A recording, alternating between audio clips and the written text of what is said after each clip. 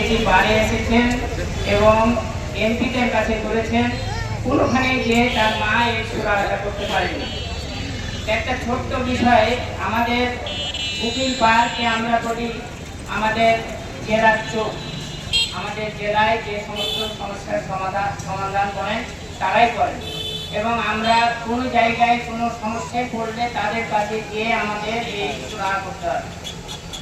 আমরা দেখেছি ছোট ছোট বিষয় কিন্তু বৃহৎ আকার ধারণ।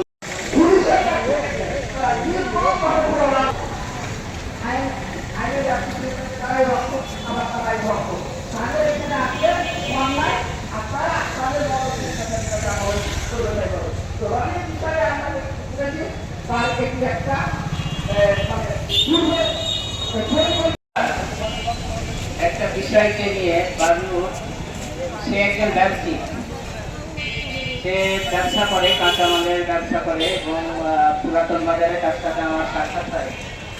সে ব্যবসায়ী ছেলে হিসাবে আমি তার একটা বিষয়কে নিয়ে বাবলু, সে একজন ব্যবসায়ী, সে ব্যবসা করে, কাঁচামালের ব্যবসা করে এবং পুরাতন বাজারে তার সাথে আমার সাক্ষাৎ হয়।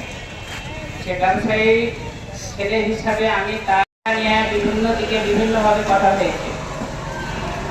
তার দুটা সন্তান সহ জেলখানায় আছে।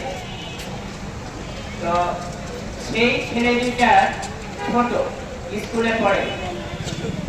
যদি কেউ অপরাধ করে, একটা বাচ্চা ছেলে বাপকে কেউ মারলে ওই বাচ্চাটা দাঁড়িয়ে থাকতে পারে না। পৃথিবীতে আমরা যেটা দেখেছি সবচেয়ে কাছের হলো মা।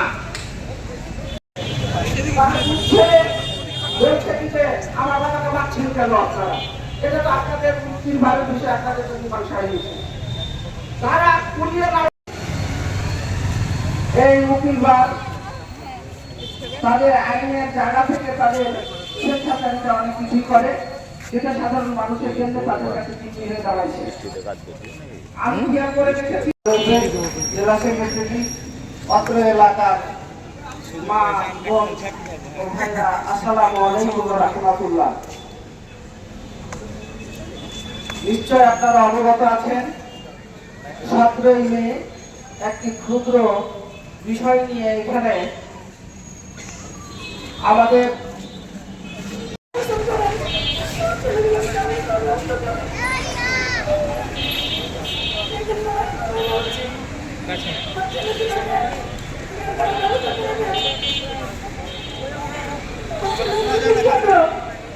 অনেক ছোট, লাইনে পড়ে, পরিবার স্কুলে পড়ে, ওদের স্কুলের সবচেয়ে আসবো, কিন্তু আমি কাল থেকে আসিনি।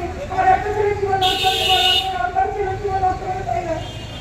আমি বলছি আমার ছেলে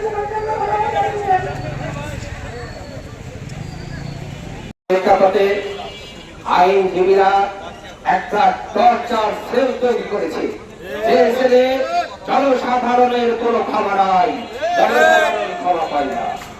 আমরা চাই একটা অতি তুচ্ছ ঘটনাকে কেন্দ্র করে, একটা স্বাভাবিক ঘটনাকে কেন্দ্র করে এরা তৈরি করে এই টর্চার সেল তৈরি করেছে। আমরা দুর্নীতিগ্রস্ত, নেশাগ্রস্ত নাহিদকে জানিয়ে দিতে চাই, তুমি যেটা করেছো, রনিকে জানিয়ে দিতে চাই, তুমি যেটা করেছো ঠিক করোনি। এই জনগণকে নিয়ে